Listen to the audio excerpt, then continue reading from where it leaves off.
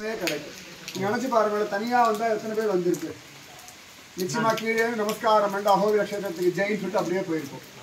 எவ்வளவு தூரம் வரும் அப்படின்னா பகவான் இப்ப நம்ம அனுப்பிச்சிருக்கான்னா யார் யாருக்கு யார் யார் சகாயம் வேணும்னு அவன் தீர்மானம் பண்ணி அழகா எல்லாரையும் கூட்டி கொண்டு வந்து வச்சிருக்கான்.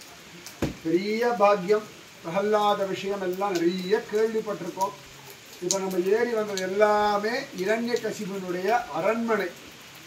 அப்ப எவ்வளோ பெருசு இருந்திருக்கு இந்த அரண்மனை பாருங்க. நீங்க பார்க்குற மலை எல்லாமே பில்லர்ஸ் தான். இரண்யகசிபனுடைய பில்லர் தான். ஒவ்வொன்றும் ஒவ்வொரு பில்லர். அத்தனை பில்லர்கள். அதுக்கு மேல இரண்யகசிபனுடைய அரண்மனை. இதுல அவ்வளவு அழகா பிரகல்லாதன் நாம ஜபம் பண்ணியிருக்கான்னா பார்த்துக்கோங்க. 5 வயசு பிள்ளை பிரகல்லாதனுக்கு கர்ப்பத்திலேயே உபதேசம் பண்ணது நாரத மகரிஷி. உபதேசம் ஆனது